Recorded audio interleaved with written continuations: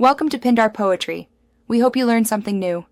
You begin by preparing the wallpaper asset, open Roblox Studio and sign in so your change is saved to the correct account. Next, create or pick an image at a standard resolution, for example 1920 x 1080, because consistent sizing avoids stretching.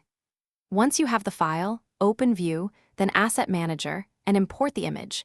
This makes it available in your place. Make sure the upload completes and displays a thumbnail. This confirms the asset ID you'll use in the next step. Now apply the wallpaper inside your place. Open the target place, then select Workspace for world surfaces or a screen GUI for overlays. Insert a part if you want an in-world wall or a screen GUI and image label for UI wallpapers. This controls how players see it. Once inserted, set the image property to the uploaded asset ID. Paste the exact ID to avoid errors.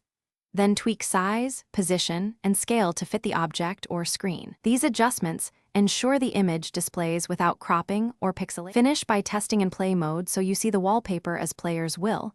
Confirm orientation, repeat settings, and transparency behave as intended. Once satisfied, publish your place so the wallpaper appears for others and verify asset permissions. If the asset is private, it won't load. If the image shows blank, recheck the asset ID, ensure the upload finished, and change privacy to public. These fixes resolve most issues.